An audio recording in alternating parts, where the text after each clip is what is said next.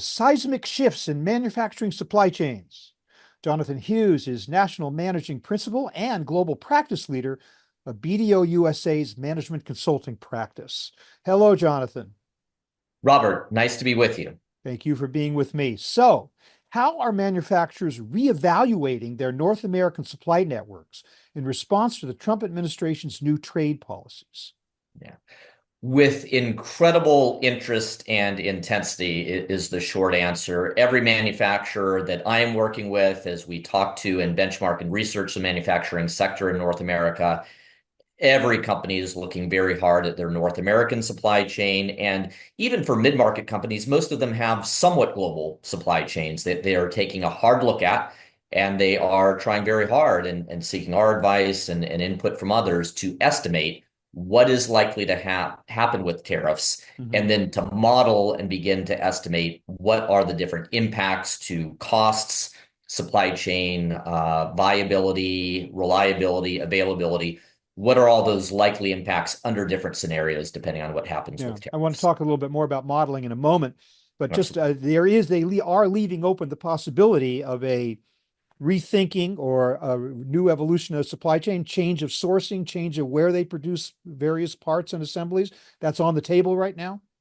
It is on the table. I think none of us know exactly what is going to happen with tariffs. And so part of the balance is doing a lot of thinking and identifying possible scenarios. But as you know, making actual changes to the location of manufacturing plants, switching suppliers from overseas to onshore is a major undertaking. So companies need to proceed with caution about how quickly they take action in advance of actually knowing what's going to happen with the tariff regime.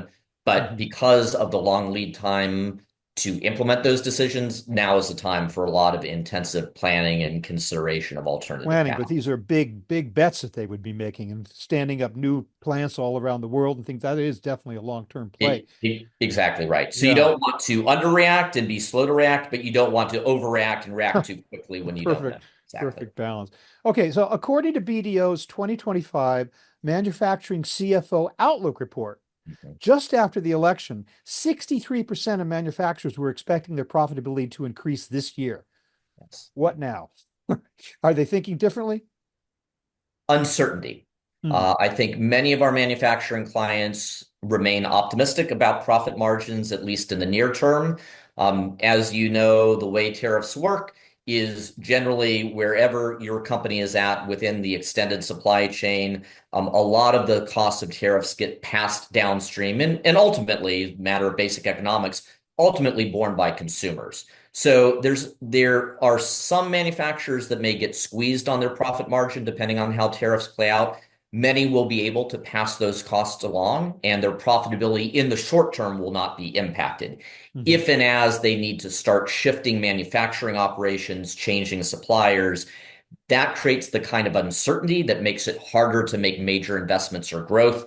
So there may be some long term, depending on how this period of extreme uncertainty lasts, there may be longer term impacts on profitability based on suppressed investment under Yeah. the current uncertainty. And certainly long-term impacts on the economy at large if they are able to pass those costs along to consumers, Yeah. raising prices, causing possible inflation, perhaps suppressing demand. And I guess any of that is a possibility. We just don't know right now, right? Yeah. Any of those things are possibilities, and with the impact being highly variable Hmm. by different segments within manufacturing, whether you're talking industrial, high tech, semiconductor, or others.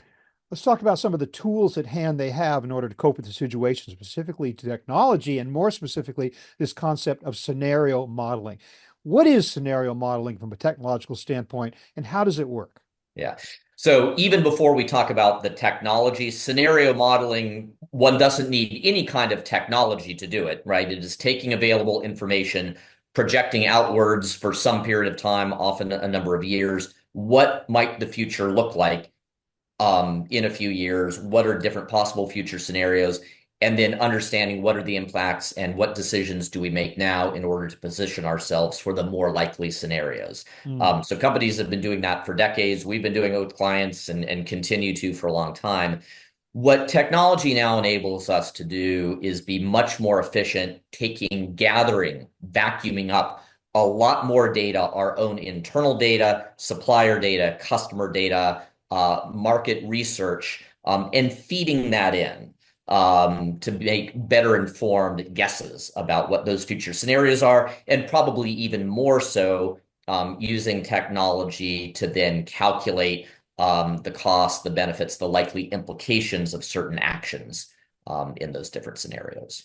The input, though, is all Mm. based on historical events and situations. It's like what happened before that's similar to now that might shape the future. But there's a Well, degree to which we are facing an unprecedented mm, situation, at least for the last 60 or yeah. 70 or 80 years. So how does scenario modeling deal with that when it's dealing with a situation that might not have been mirrored in any way in the past? Yeah, you've put your finger on something essential, and it is something that we're constantly talking to our clients about who are asking about scenario modeling, but also the latest generation of AI-enabled predictive Uh, analytics. AI has to come into this at some point. So Of course it does. Can't tell have a me more conversation about now the without it. role of Right. AI. What we're helping our clients understand, because there is so much hype about AI, is that predictive analytics in particular are driven off, exactly as you said, off historical data. Mm-hmm. And it is absolutely true, as you said, that what we are looking at with potential changes to tariff regimes, that is not a function of historical data. There's very little historical data to guide us. And so predictive analytics tools are a very limited utility to do scenario planning related to tariff uncertainty. But traditional scenario planning, it's not enabled by AI. It's a more manual process Mm-hmm. of applying human judgment and looking at not just a lot of commercial or economic data, but very much looking at what did the first Trump administration do? What, in terms of that first administration, was continued under the Biden administration, which in fact many tariffs were, and there was a Yeah. strong continuation of the major pivot that Trump 1.0 made in terms of US trade policy vis-a-vis China. Trump continues those things. So you can look at some of that historical data and make some educated guesses about what Trump administration 2.0 will do and what of that is more likely to change or less likely to change with future administrations. Depending on the week, day, or hour that you're running the model. I mean, there's another unprecedented aspect of this is just how things are changing on a nearly daily basis with respect to what Trump's going to do. So how does Um, that must that's be extremely difficult. That's exactly right. When I'm working with clients, I am generally pulling in members of my team and often outside experts or individuals at the client who have not just supply chain expertise, but who have political experience and Mm, expertise. Because a lot of this is, if you look day to day at some of the messaging coming out of the Trump administration, yes, it goes left, it goes right. It's very hard to parse. There are underlying patterns, again, looking at the entire history of the first Trump administration and a lot of the pronouncements now. For example, one driver, very consistent.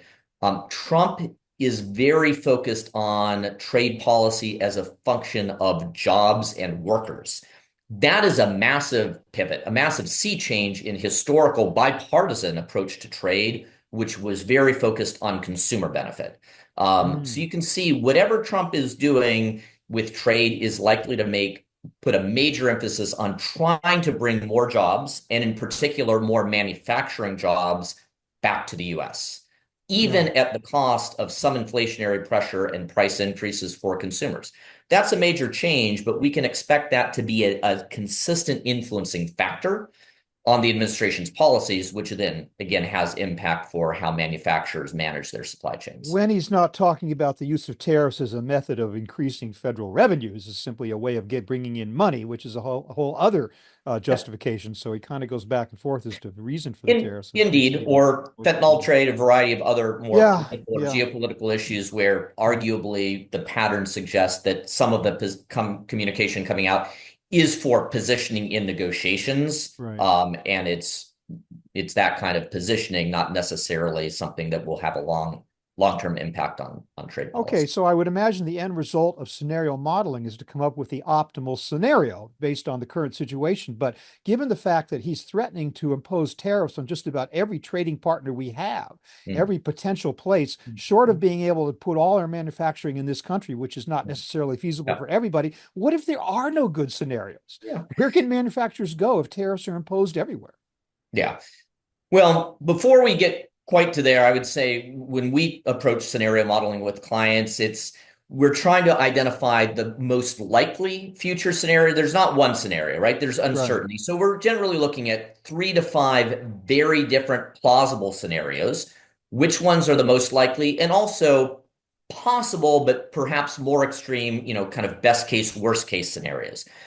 One works backwards from that to say, okay, under all of those scenarios, as different as they are, there are certain decisions, certain investments that make sense, right? Regardless of scenario. Okay, those are investments and actions we should be taking right now. They're kind of no regret actions that we can take regardless. Yeah.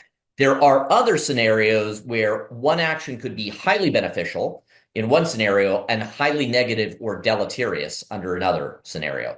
In that case, we want to, as much as possible, hold off on making a bid, bet, or a decision. And we want to identify what key pieces of information over the next series of months, the next series of quarters, will begin to indicate that scenario A versus B versus C is more likely. And then we can begin to make some steps toward implementing a strategy that is optimal under those different scenarios. A lot of nuance there. Yeah, Jonathan indeed. Hughes of BDO, thank you so much for joining me to talk about this shift in manufacturing supply chains, what we might expect in a very uncertain time. Thanks a lot for being with me today.